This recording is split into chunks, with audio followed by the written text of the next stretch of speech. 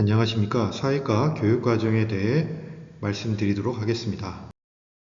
2015 개정교육과정의 특징입니다. 먼저 학생 진로 중심 선택형 교육과정이며, 두 번째는 학습량의 적정화, 세 번째는 수업 및 평가 방법의 개선 등으로 구성되어 있습니다. 사회국가 개정 방향입니다. 과목 신설 및 명칭 변경입니다. 신설된 과목으로는 1학년 때 배우는 통합사회, 2, 3학년 때 배울 수 있는 진로선택 과목으로 고전과 윤리, 사회문제탐구, 여행지리가 신설되었으며, 명칭 변경된 과목으로는 법과 정치에서 정치와 법으로 구성되었으며, 핵심 개념 중심으로 구성되었으며, 내용이 겹치는 것들은 많이 해소가 되었습니다. 사회 과목 구조입니다. 공통 과목으로는 모든 학생이 배우는 과목으로 1학년 때 구성이 되어 있습니다. 통합사회 안에는 사회, 지리, 역사, 도덕, 교과의 내용이 반영되어 있으며, 한국사는 필수 이수 과목이며 기초 소양 과목을 함양하는 데 목적을 가지고 있습니다. 또한 교양 시민 육성도 목표를 가지고 있습니다. 일반 선택 과목으로는 주로 이제 2, 3학년 때 배우는 과목으로서 수능 선택 과목이라고 보시면 될 것 같습니다. 세계사, 동아시아사, 한국지리, 세계지리, 경제, 정치와 법, 그 다음에 사회문화, 윤리와 사상, 생활과 윤리가 있습니다. 그 다음 진로 선택 과목으로서 실생활 체험학습, 그 다음에 교과 융합학습, 심화학습이 가능한 과목으로 여행지리, 사회문제탐구, 고전과 윤리 등으로 학생이 적성과 진로에 맞는 과목으로 선택이 가능합니다. 수능 사회탐구 영역의 변화입니다. 2021 수능에서는 사회탐구와 과학탐구를 따로 이렇게 태기를 했지만, 그리고 문이과를 구분하여 선택하였지만, 지금 현재는 계열 구분 없이 또한 사회 과목과 과학 과목을 모두 그냥 포함해서 택을 두 과목을 선택하게 됩니다. 그 다음에 문이과가 폐지되었으며 학생 선택권의 확대로 되었습니다.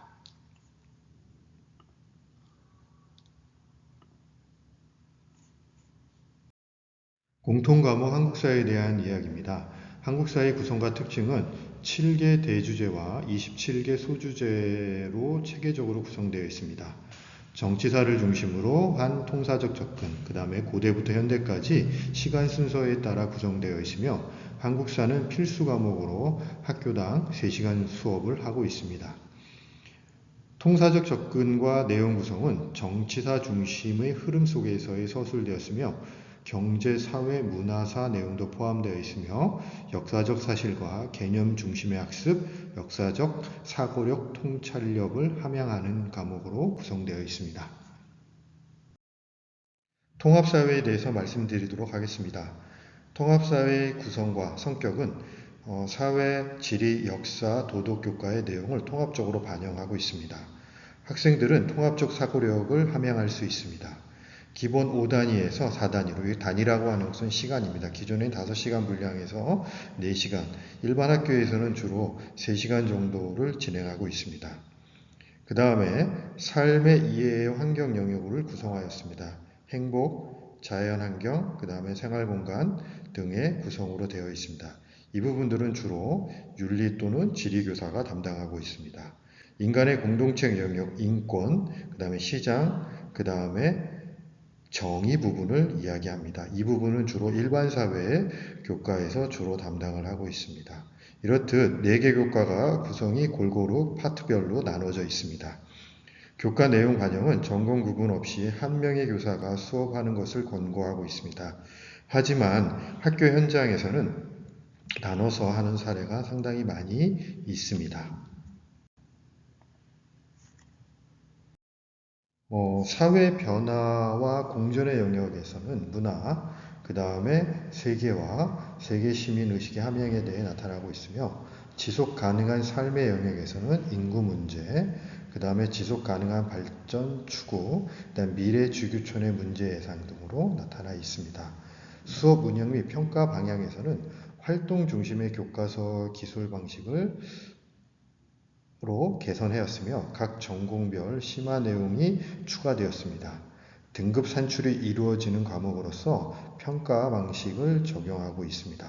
하지만 내용이 각 과목의 가장 기본적인 개념으로 구성되어 있다 보니 출제하기가 상당히 어려운 과목이기도 합니다.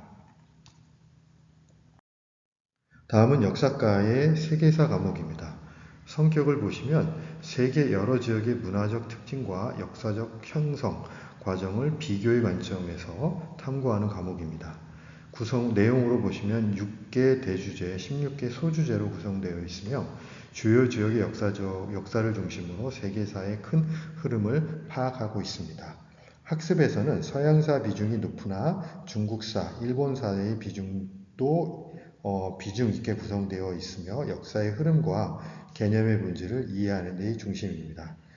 진로를 보시면 주로 사학과와 관련된 학과로 가는 게 특징입니다. 현장에서는 책의 두께가 가장 두껍다 보니까 학생들이 많이 선호하지 않는, 요즘 아이들은 조금 편하게 공부하려고 하는 성향들이 많다 보니까 세계사를 선택하는 학생들이 그리 많지 않은 편입니다. 다음은 동아시아사입니다.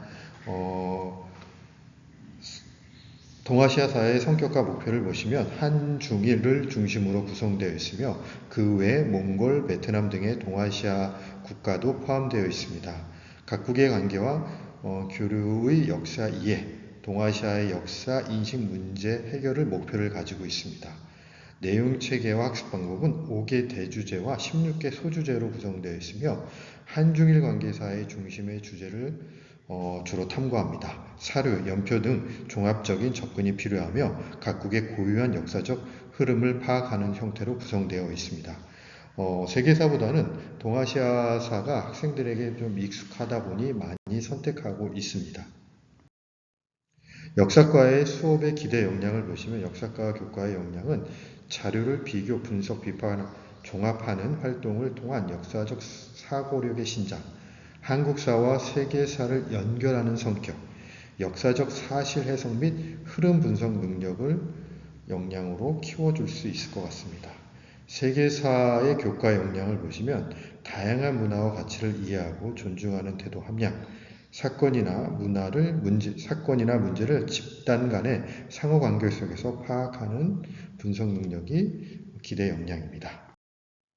다음은 지리과 과목입니다. 한국지리입니다. 한국지리의 성격은 우리나라의 지형, 기후, 인구, 산업 등에 대한 종합적인 사고력 증진 과목입니다. 내용 체계는 7개 대주제, 16개 소주제로 구성되어 있습니다.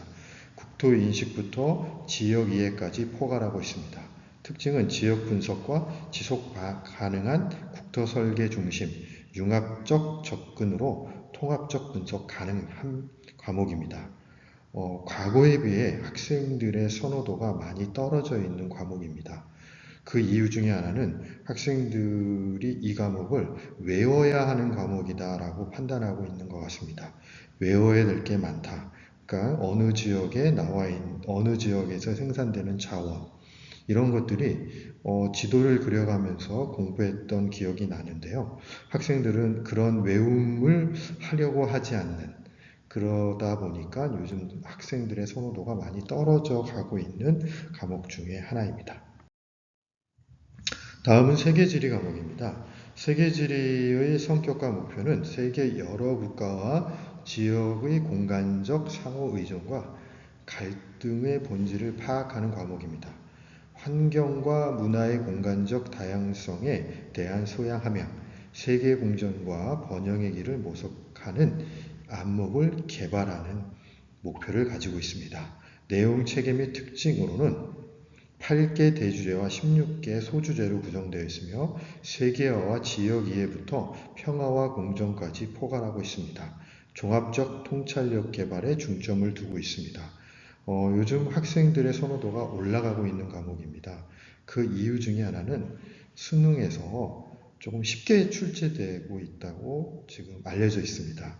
요 몇 년간 계속 쉽게 출제되어 1등급이 50점 만점, 그러니까 2등급이 없고 3등급이 바로 오는 그만큼 쉽다고 알려져 있어서 학생들의 선호도가 요즘 높은 과목 중에 하나입니다. 다음은 지리과에서 요즘 가장 핫하다는 과목인 여행지리입니다.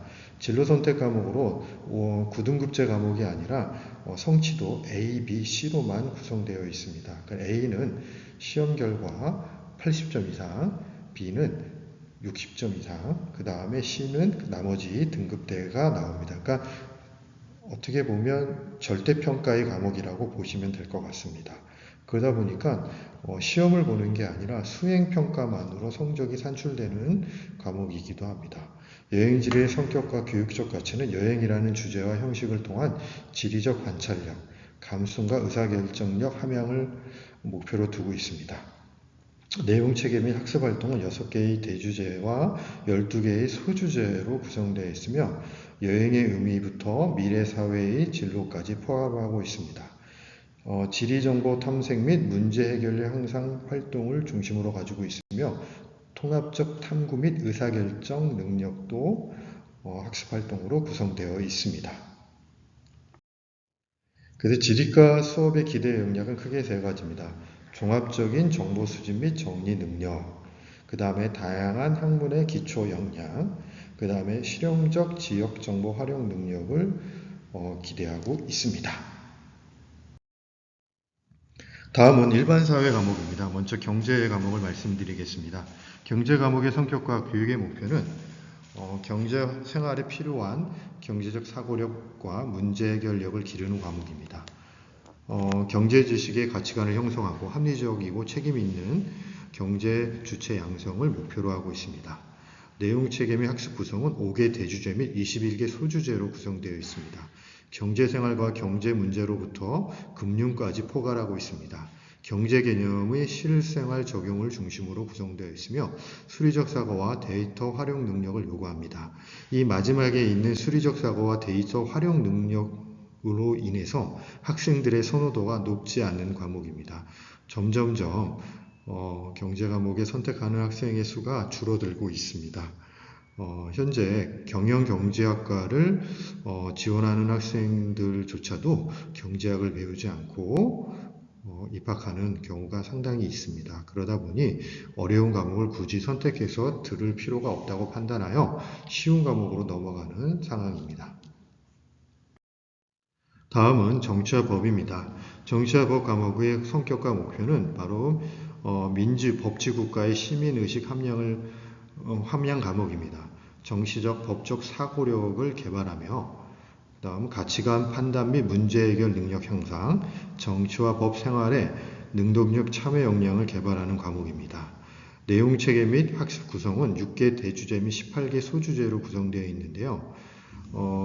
구성 자체는 그렇게 많은 편은 아니지만 학생들 또한 경제와 마찬가지로 정치, 특히 또 법에 대한 내용을 상당히 어려워하다 보니까 선택자 비율도 많지 않습니다. 특히 예전에 법학과가 있었다면 학생들이 많이 선택했었을 것 같은데 이제 법학과가 많이 없어지고 로스쿨 체제로 전환되다 보니까 정치와 법을 선택해서 듣는 학생들도 많이 줄어들고 있는 상황입니다.